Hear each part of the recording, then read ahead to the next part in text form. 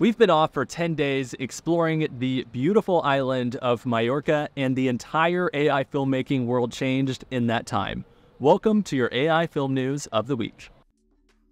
I want to kick things off talking about a brand new tool called KREA. Essentially, KREA allows you to sketch, and then it will automatically use AI to increase the quality of your sketches. So in short, you're able to draw rough sketches and rough storyboards, and it will actually make them more realistic. It seems like there are a ton of these AI tools that essentially convert the final image into something better. This is a fantastic use of AI technology. Runway also updated their algorithm to have even better quality. Now, let's take a look at some side-by-side comparisons of Runway versus Pika Labs. So we're going to kick things off with image to video. So we did the exact same images inside of Pika Labs and inside of Runway Gen 2, and this is the result. Now, both results are really incredible, but we do think that Pika Labs still has a little bit more of realism when it comes to the cinematic movements. However, in Runway, you have much more control over the camera movement and direction, so there's pros and cons to using both. Now, whenever we compare the text to video quality, we can also see that Runway is actually a little bit better than Pika Labs. The overall realism looks a lot better in Runway Gen 2, and it just generally comes across as more cinematic. So when it comes to text to video, we definitely think that Runway takes the cake. Now, I should note that Runway's new algorithm still struggles from that exposure problem that happens inside of Runway, where the first few frames of your video will either get brighter or darker, depending on the uploaded asset. So that is a problem that you still have to work around, but the quality is much improved with the new algorithm. Now, while we're talking about Runway, I want to showcase this really interesting example from Nicholas Newport, who is one of the best AI filmmakers out there right now. So he put together this really cool example of some drone footage that he created entirely inside of Runway. Essentially, he did text to image and worked with his stills using negative prompting to get exactly what he wanted. And then he took that same image inside of Runway and ran it through image to video, and he created these really incredible cinematic results. So I think this is a fantastic use of Runway's technology, and it really does showcase where the future of filmmaking is heading. What's really funny is Shelby and I worked on a presentation that basically outlined that in about 12 months, the feature film and TV industry will actually be able to use AI for establishing shots, details, things like that, using these AI tools. So the resolution right now is not quite silver screen quality, but it's getting better and better each day. If you want us to create a video with that presentation, let us know in the comments below, and we can give you a full outline of how we think the film industry is going to change over the next 3 years. Runway also released a really interesting video that showcases time remapping using Gen 2 and some of the extended video frames that you can create inside of their tool. It's a really interesting use of the technology, and I would love to explore this further or see projects that you create yourself. Runway also announced their brand new motion brush feature, which essentially allows you to brush in and select which parts of your image frame you actually want to edit. There have been some really impressive examples from the community, but I want to show you how easy it is to use this tool. So I'm inside of Runway, and we will go to Start with Image, and we will upload a file. I have this quick photo of this home on fire, and we will go ahead and upload. And we will go to image plus description, and we will just type in what we want to see here. So it's a home on fire with billowing smoke. And now all you have to do is click on motion brush, and you can begin to brush in the areas that you actually want to animate. Everything else will stay static. So in this specific image, I think we want to animate all of the smoke and all of the fire. We essentially just want it to look realistic, just like that. And then of course, in the reflection of the pool, we want there to be the fire as well. Now you can adjust the movement as well. So I'm gonna say that I want this fire to kind of move up and to the right a little bit, just like this. And the proximity, which is how close your camera actually is to the movement, is also important. So because we are a little further away, I'm going to dial this back and go ahead and hit save. Now, the cool thing is, because you're inside of Runway, you have all of the other camera controls as well. So we can go to camera controls here, and for this one, let's keep it simple. I'm just gonna do a simple zoom out. We'll say we want a speed of about 3, so a little bit more of a slower zoom. And you can go into your settings here, and again, if we were wanting maximum quality, we would turn off interpolation and turn off upscale, and then send it into Topaz Video. But for now, I'm just going to go ahead and select interpolate and upscale because I'm just trying to get a very quick example for you. So let's take a look at our results here. If I play this back, you can see that the fire is burning. It looks fairly realistic, and there's that great camera movement. You can see the foreground elements are actually moving back and forth. So this is going to be a very fantastic tool, and I personally feel that this type of workflow, going in and painting, using AI to prompt in the back and forth process, truly is the future of VFX and animation. Pika Labs also announced their 1.0 version is coming incredibly soon.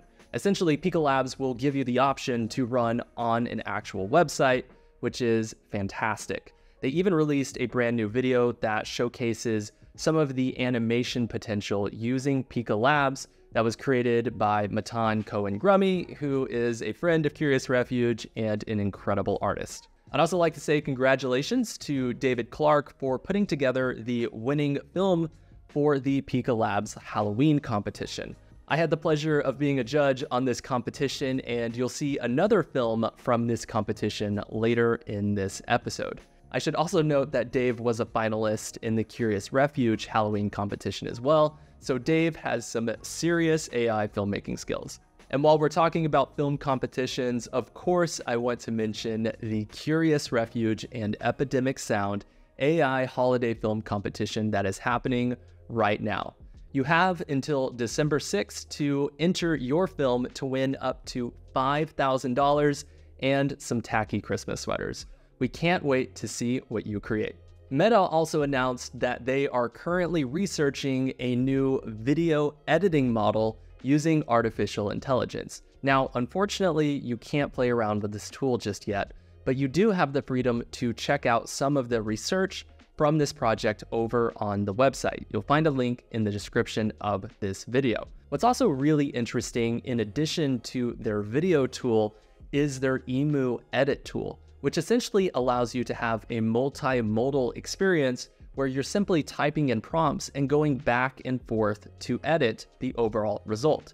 So they posted a really interesting video that basically has this rabbit that is being prompted to play a trumpet. But if you want to change that trumpet, instead of having to go in and either in-paint it out or completely reprompt the scene, you can use text to change it and have this back and forth experience. It's this back and forth prompting experience that really is the future of AI filmmaking. The folks at Moon Valley also released a brand new image to video model using their Discord server. Now, we tested out this model, and you can take a look at one of the results right now. We have this guy that's sitting on an airplane and looking out the window. Now, I will say that it's kind of cartoonifying most of the images that we put into the tool. So generally, I would say that you don't want to use Moon Valley for image to video unless you're going with a cartoon look for your project. And on that note, there's also a brand new AI video tool called Playday, which was actually created by some of the founders of MySpace. The video model is interesting, and I think there is some potential here. But as you can see, we have this video of a realistic portrait of a man with gray hair in a casino, and the result is not what I would call realistic. Now, if we take a look inside of Runway at the exact same prompt and play back this video, you can see that we have essentially a very realistic man sitting at a casino with short gray hair. It followed the prompt exactly. So again, Runway and Pika Labs tend to be better tools for creating realistic video at this point. OpenAI also had their Dev Day, which had huge implications for filmmakers. Let's take a look at some of the highlights. So the first big update is that new knowledge is now cut off through April of 2023. So they went ahead and extended the knowledge base 2 more years. So the research is much more up to date and advanced, making it a better tool whenever you're in the research phase of your screenwriting process. They also announced that using their API, you can now input prompts that are up to 300 book pages long. This has huge implications because now you can upload an entire script and get feedback and analysis from OpenAI's ChatGPT tool. It also has better performance and it's much cheaper to use for enterprise customers.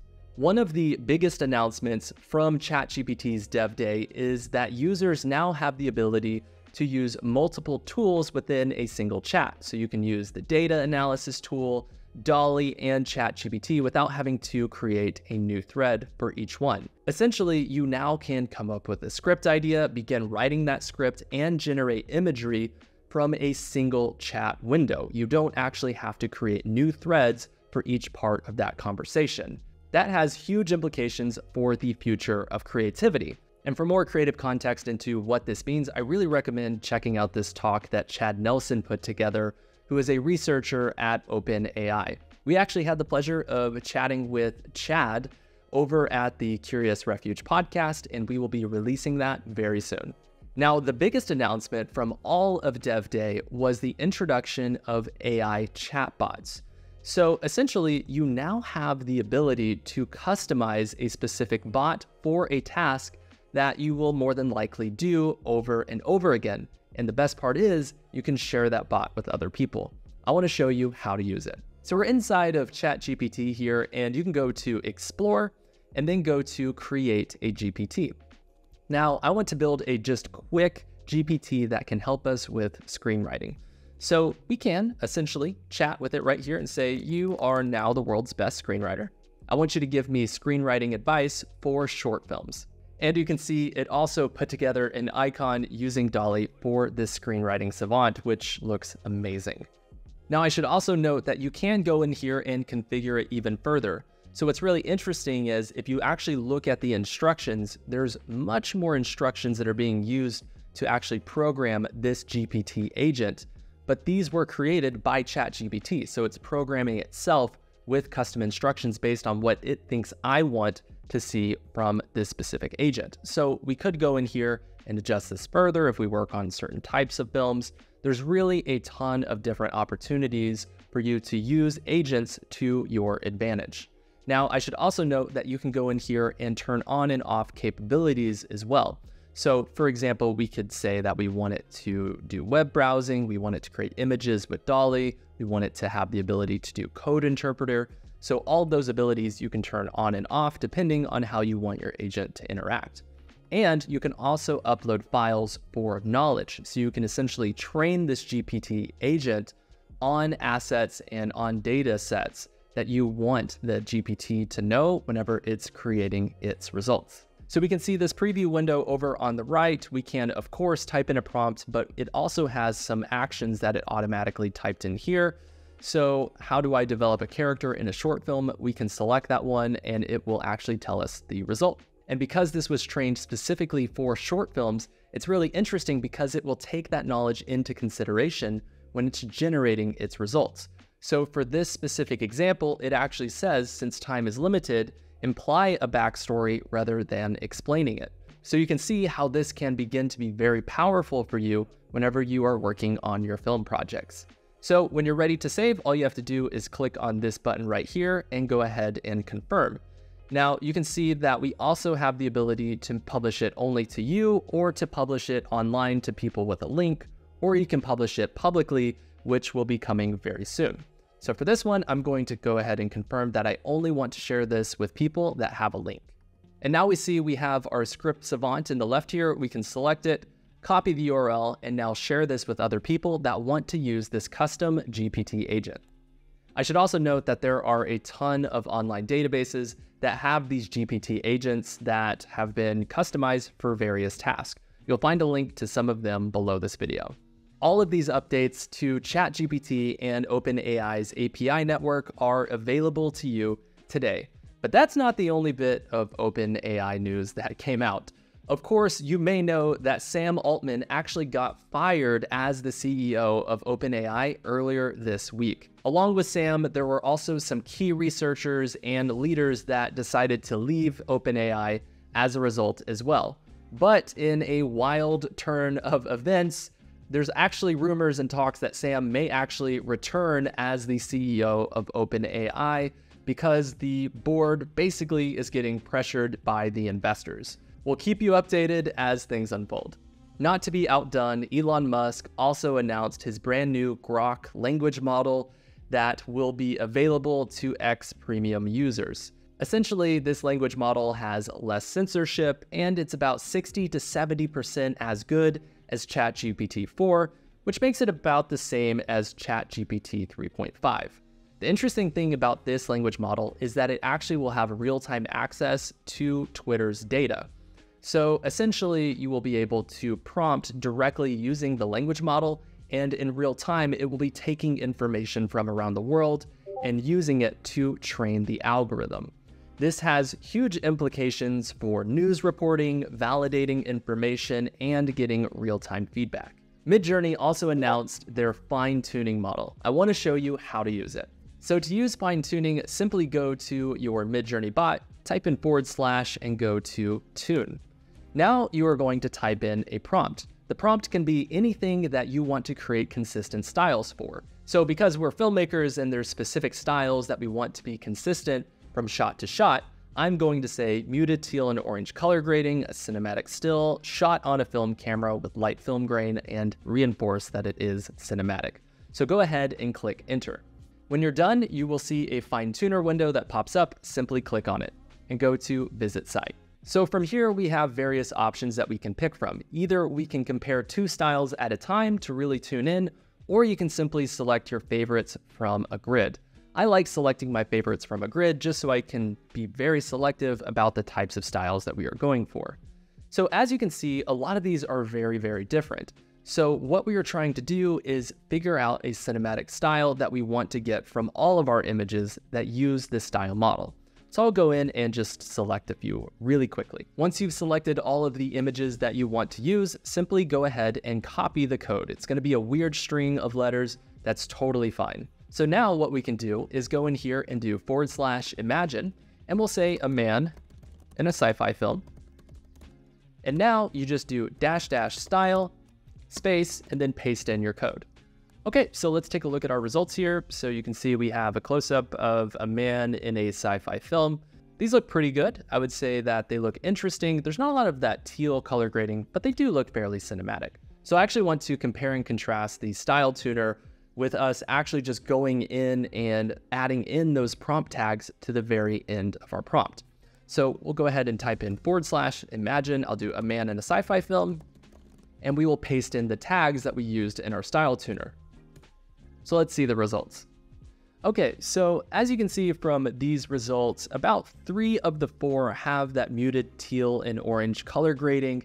And I would say that the results are actually a bit better from just typing in a prompt. And the cool thing is you can also go in here and adjust the prompt if certain shots need something different. So generally speaking, I don't know if the Midjourney tuning feature is actually that useful for filmmakers at this present moment. We'd also like to extend a big thank you to the BFX Festival in Bournemouth University for showcasing various Curious Refuge films at their VFX festival. Thank you so much for letting us be a part of this event.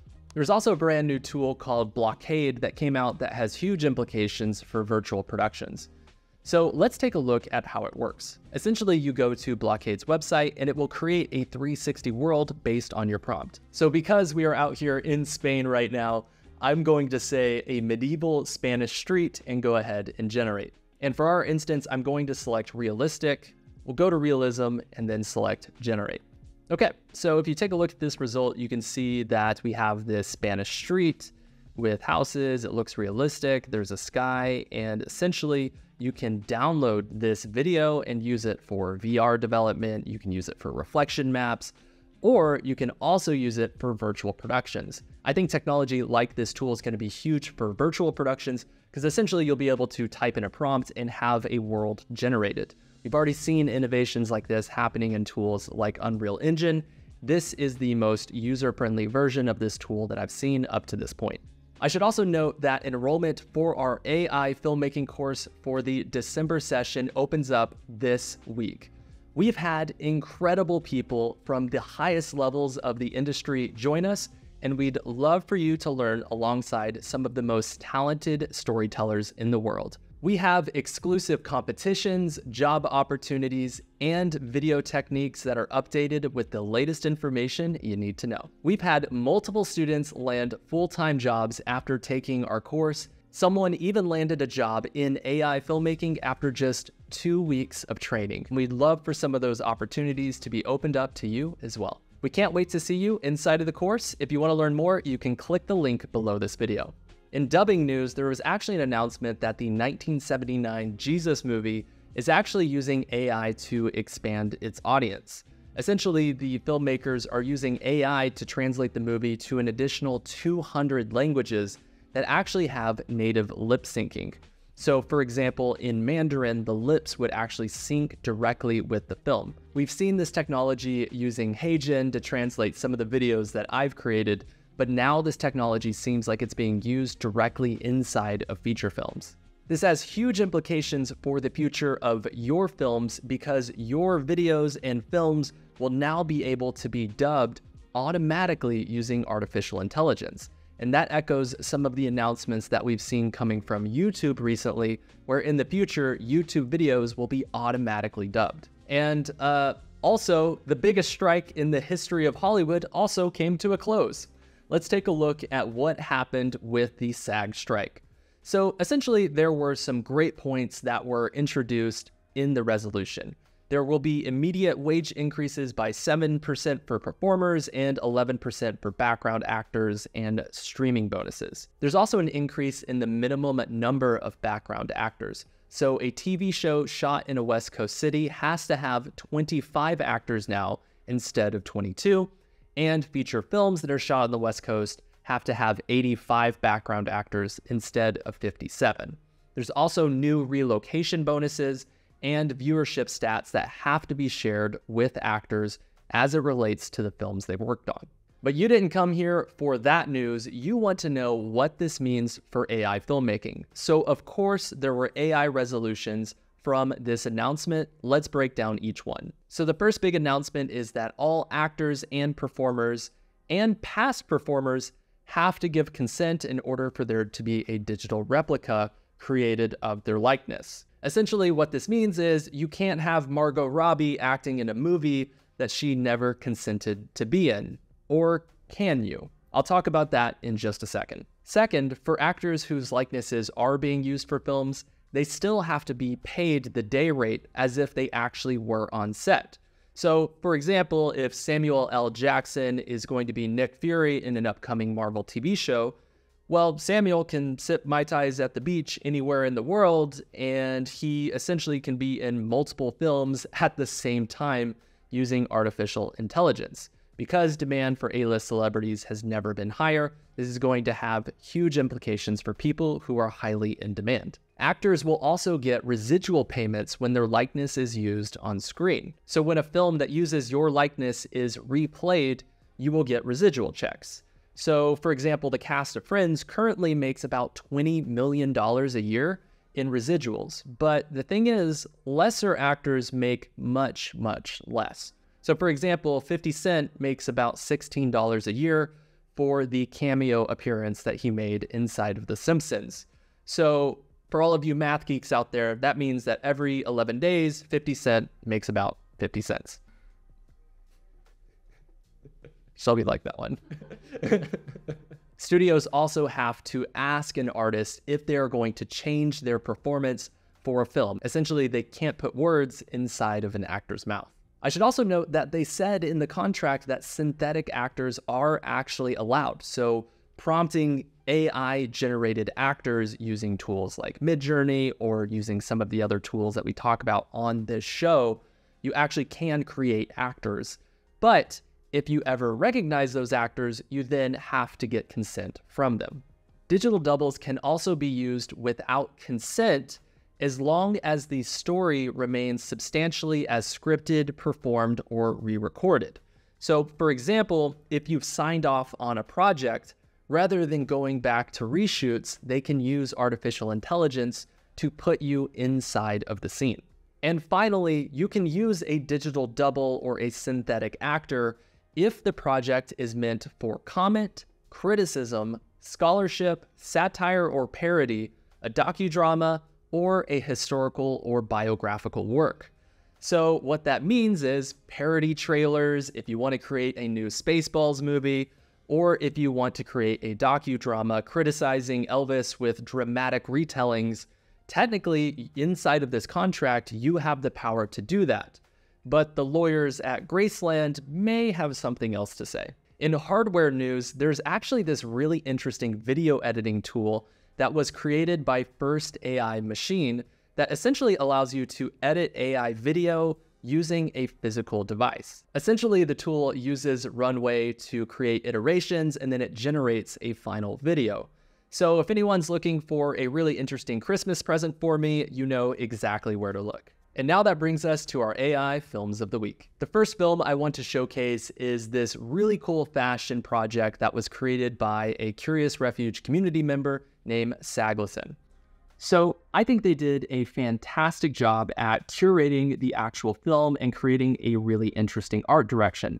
I love the bold editing, and the shots look very impressive. Second, I want to showcase this film called The Merge that was created for the Pika Labs Halloween contest. The film was created by Digital Brap, and it showcases beautiful work, really interesting world building, and there's a complete tonal shift about halfway through the film that still works, and the project is really entertaining, and quick secret, it was my personal favorite film from that competition. And finally, our student film of the week comes from Aliki, who put together this rap video using an AI tool called UberDuck. Essentially, the rap is entirely AI generated, and they put together AI visuals to go along with the movement. I think it's a great experiment that uses some brand new AI tools. Fantastic work on your assignment, Aliki. And finally, I want to end things with a study that was done by Oxford that says that AI can actually predict heart attacks up to 10 years in the future. Essentially, AI is being used to predict and analyze heart scans from more than 350,000 people each year, and it does a better job than humans at detecting irregularities that might have gone normally unnoticed. Thank you so much for watching this week's episode. Again, if you want to join us for our December session, enrollment opens up this week. And of course, you can always subscribe to get the latest tutorials and news. Thank you so much for watching. We'll see you next time.